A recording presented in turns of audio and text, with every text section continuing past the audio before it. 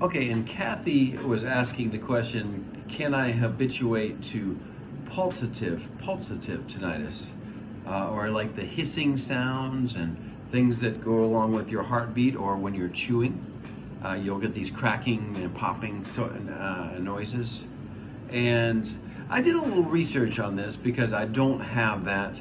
I have a little bit of pulsative or like cracking and popping when I chew, and it's more on the right side.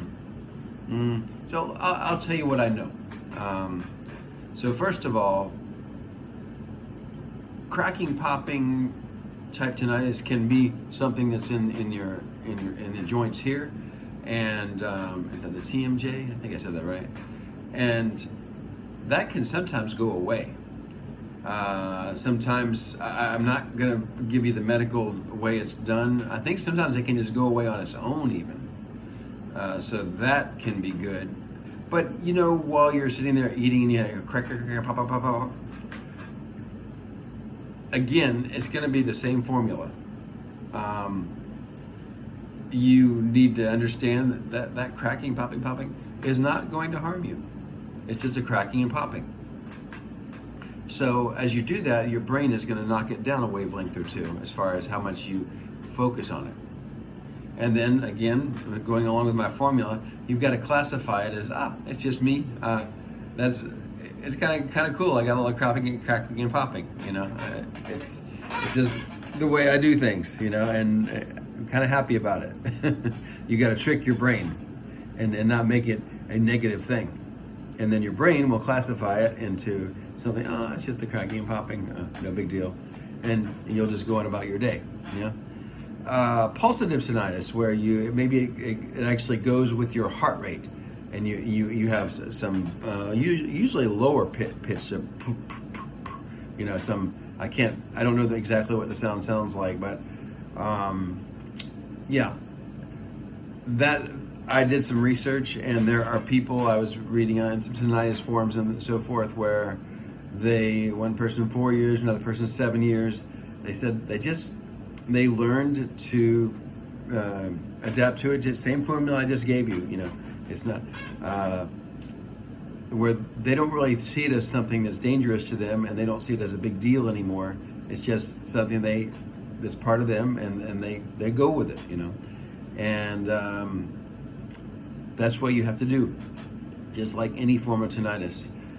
They did mention one thing that I thought was interesting about pulsative tinnitus is often there can be some relationship with blood pressure. So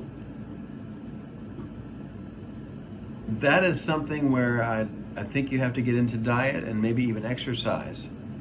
I have read a fair amount of material about people who were even pretty deep into heart problems, where they had high blood pressure, their heart had a lot of heart tissue that had already died, their heart was not looking good, so really bad spot, and they switched to a plant-based diet with low oil and did that for a year or so, and reversed so much, where they got into a great place. They were able to, exercise again and do better. And I think if you have pulsative tinnitus and you have high blood pressure, that's something you really got to look at seriously, your diet. Research the heck out of plant-based diet. There's a movie called Forks Over Knives. There's a book by T. Colin Campbell called The China Study. He has some other books too. And I can only ask you to research for yourself. But I know, for example, the President Bill Clinton, he had a lot of heart trouble, and then he switched for a while. He's not now, but he switched for a long while onto a plant-based diet. And then he's gotten a lot better. You'll see a lot of cases where people didn't even need to continue their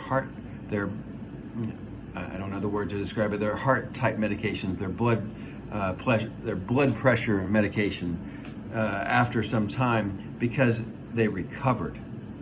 It's amazing what a plant-based diet can do. I would give it a small possibility that it could completely cure you of the pulsative tinnitus. I don't want to make any false claims, but I'm not selling anything here. But I believe it's possible. I also read with the pulsative tinnitus that often when the blood pressure is higher, it tends to be more apparent. And a lot of times, like first waking up in the morning, it's not as bad because you've been resting for a while and you're in a calm state. So, yeah, so that's what I can think of to say about pulsative tinnitus, and also cracking and popping and things like that. These are things where if you follow the similar formula, you should also be able to adapt or habituate to these forms of tinnitus as well. I don't have them, but that's what I have to say about it, and hopefully it will be helpful to you. So thank you for your question, Kathy.